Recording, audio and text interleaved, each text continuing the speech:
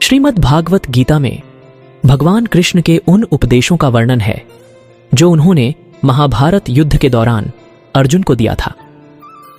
गीता में दिए उपदेश आज भी उतने ही प्रासंगिक हैं और मनुष्य को जीवन जीने की सही राह दिखाते हैं। माना जाता है कि गीता की बातों का अनुसरण करने से जीवन बदल जाता है और व्यक्ति को हर काम में सफलता मिलती है। आइए जानते हैं श्रीमद् भागवत गीता के उन अनमोल मंत्रों के बारे में जो हमें जीवन की कई अहम बातें बताते हैं। गीता में श्री कृष्ण कहते हैं कि किसी भी कार्य में सफलता प्राप्त करने के लिए मन पर नियंत्रण रखना बहुत जरूरी है। काम करते वक्त अपने मन को हमेशा शांत और स्थिर रखना चाहिए।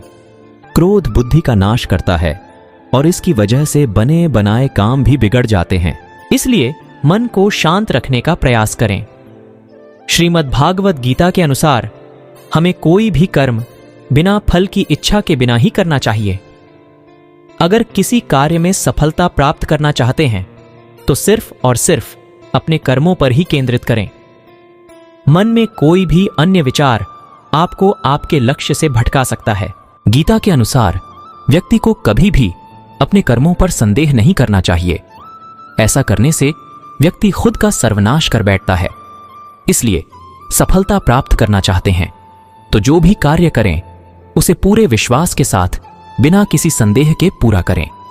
गीता में श्री कृष्ण कहते हैं, मनुष्य को किसी भी वस्तु के प्रति अत्यधिक लगाव नहीं रखना चाहिए। यह लगाव ही मनुष्य के दुख और असफलता का कारण बनता है। अत्यधिक लगाव से व्यक्ति में क्रोध और दुख का भाव उत्पन्न होता है। इसकी वजह से वह अपने कर्म पर केंद्रित नहीं कर पाता है। इसलिए मनुष्य को अत्यधिक लगाव से बचना चाहिए।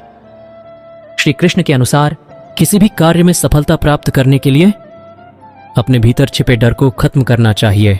यह सीख देते हुए कृष्ण ने अर्जुन को कहा था कि हे अर्जुन, तुम निडर होकर युद्ध करो। अगर युद्ध में तुम मारे गए तो स्वर्ग मिलेगा और अगर जीत गए तो धरती पर राज मिलेगा। इसलिए अपने मन से डर को खत्म कर दो। भगवान श्री कृष्ण गीता के 9वें अध्याय के 22वें श्लोक में कहा है कि जो मनुष्य मेरे पर मन लगाते हैं, मेरा ध्यान करते हैं, मैं उनको वो प्रदान करता हूं जो उनके पास नहीं है। साथ ही जो उनके पास है, मैं उनकी रक्षा भी करता हूं। प्रत्येक व्यक्ति के जीवन में अच्छे और बुरे समय आते हैं। अच्छे समय की तो चर्चा सब लोग करते हैं, लेकिन बुरे समय के बारे में प्रायः सभी चर्चा करते हैं।